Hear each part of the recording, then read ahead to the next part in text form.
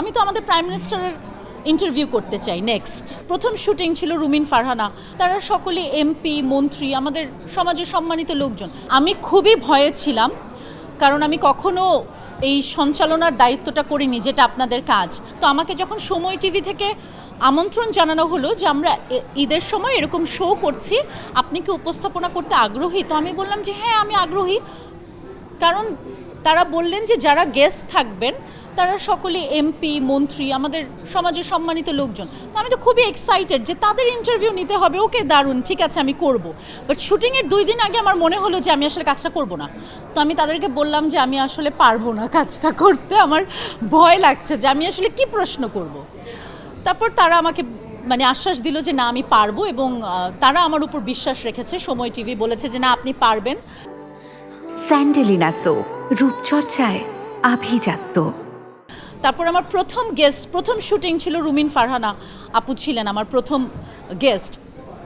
তো ওনাকে দেখে তো প্রথমেই আমি ভাবছিলাম যে আল্লাহ, আমি জীবনে উপস্থাপনা করি নাই, আমি কি বলবো। তো আমি বললাম, আপু আমি কিন্তু কখনো আগে উপস্থাপনা করি নাই।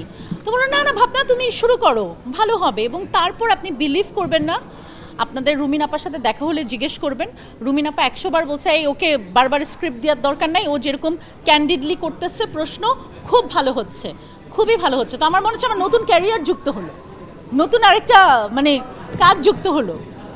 যারা আসলে নেগেটিভলি বলে তারা সংখ্যায় খুব কম। এখন তাদের জন্য কি আমরা কাজ করব না? এটা তো হতে পারে না, তাই না?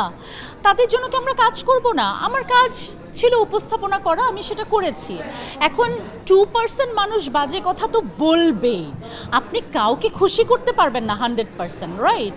তো তার জন্য কি আমি বাসায় বসে থাকবো? আমি একটা নতুন কাজ এক্সপিরিয়েন্স করব না? অফকোর্স আমি করব। আমি কেন করব না?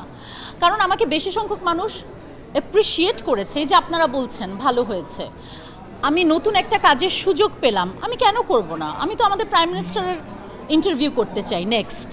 আমার কাছে আসলে চ্যালেঞ্জটাই গুরুত্বপূর্ণ। আমি চ্যালেঞ্জ পছন্দ করি। আমাকে যদি কোনো নির্মাতা বলে যে এই ক্যারেক্টারটা করতে হবে, যে ক্যারেক্টারে আসলে বাইক চালাইতে হবে, এখন সো আমি তো রিয়েল লাইফে বাইক চালাতে পারি না।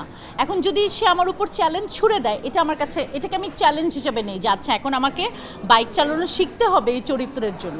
তো উপস্থাপনাটা আমার জন্য খুবই নতুন ছিল, এবং আমার যারা অতিথি ছিলেন তারা অনেক বিজ্ঞ মানুষ ছিলেন, মন্ত্রী মিনিস্টার ছিলেন। তো তাদের সাথে আমার মতো একজন ছোট মানুষ উপস্থাপনা প্রথমেই তারা, এটা আমার জন্য একটা অনেক বড় চ্যালেঞ্জিং বিষয় ছিল, এবং আমার মনে হয় যে আমি ঠিকঠাক মতো কাজটা করতে পেরেছি।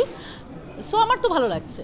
চারুলতার আপডেট হচ্ছে, চারুলতার ডাবিং হবে, ডাবিংয়ের জন্য তারা নক করছে বারবার। তো যখন রিলিজ হবে তখন তো আমরা জানতে পারবো। আর যেটা হয়, দেখেন সিনেমা, আমার 5টা সিনেমা রেডি আছে, কিন্তু আমি জানি না আসলে, এটা প্রডিউসাররা বলতে পারবে। পায়েল সিনেমার সেন্সর সার্টিফিকেট হয়ে গেছে, আজকে প্রডিউসার ফোন করে বলল যে সেন্সর পেয়ে গেছে।